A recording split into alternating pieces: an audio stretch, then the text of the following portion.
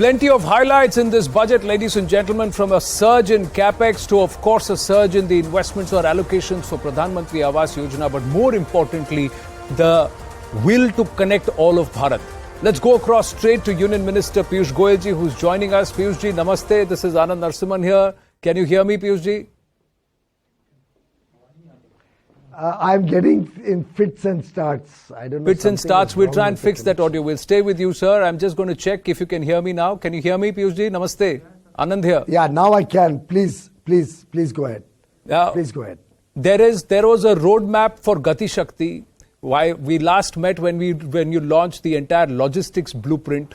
In this budget, it just looks like you're taking great steps towards achieving that goal.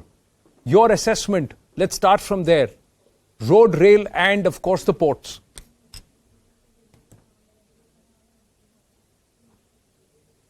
I lost you after the goal. Can you hear me now? I lost you again, man. Piyush ji, can you hear me? But on Gati Shakti, I can only say if you can hear me. Yes, I can hear you. Go ahead, please. Yeah, please continue, sir.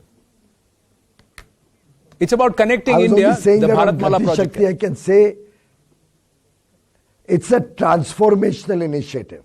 The way Prime Minister Narendra Modi has conceptualized Gati Shakti, it's completely changed the way we plan our projects, the way we execute our projects, monitor our projects, and finally implement them successfully to serve the people. For example, using Gati Shakti, we have identified over 155 critical bottlenecks which if plugged can actually make logistics costs significantly lower. Then we were able to find that almost 42 of them are at different stages of approval or implementation, so we have the funds for that. About 100 projects we identified, which cost about 75,000 crores, which if we can quickly implement, it will have a transformational impact on our logistics costs and ease of doing business for both domestic and export business. Honorable Finance Minister has been gracious enough under the leadership of Prime Minister Narendra Modi to provide 75,000 crores so that these 100 or so projects can be quickly taken up and will quickly give results to the common man, to businessmen, to the people at large, and help upgrade the infrastructure for logistics in the country. So Gati Shakti is truly giving us remarkable results. Project planning has become smarter, better, implementation is faster, and I'm sure in the years to come, every rupee spent on infrastructure will truly have a big impact on India's competitiveness and India's ability to keep our wheels of the economy moving better and faster. Will this budget bring out the animal within the private sector? Because it's important to create jobs. It's important to go ahead and grasp this growth story. We need the private sector to bring out the animal instinct in them. No. Piyush ji, can you hear me now? Connection, my friend, is... I'm going to try again. Can you hear me now, Piyush ji? Is it better? It's again in fits and starts. There's something wrong in your connection. The private, if you can hear me, the private sector, will it come out and bring out its animal instinct? Will it be aggressive now, after this budget? Well, private sector always looks for indication of demand. And if you recall, way back in 2014, when we had just come in, the banks were in a bad shape, having lent money left, right, and center to all sorts of wrong companies and ineligible projects also. At that time, we also had a lot of demand surplus capacities, which was far greater than the demand. And therefore, we saw a little slow implementation of projects. I'm happy to share with you that currently, all private sector corporations, both in goods and in services, report that they are finding their capacity utilization has improved significantly. Post-COVID, the demand has been good, their sales have been robust, their international engagement and exports have grown manifold, and I am quite confident that with this budget, which has given a big boost to infra spending and Capex spending, the private sector investments will also get a leg up. Piyush ji, good evening. This is Zaka Jacob here. Just a question on one of your ministries about import and export numbers. We had a record year in 21-22, $420 billion of exports. This year, 22-23, April to November, it's about just a shade under 300 billion. I want to know your outlook, particularly because we are seeing sort of recessionary tendencies in Western markets and so on. What is your outlook for how we will end fiscal year 2022-23 in terms of our export numbers? Outlook for?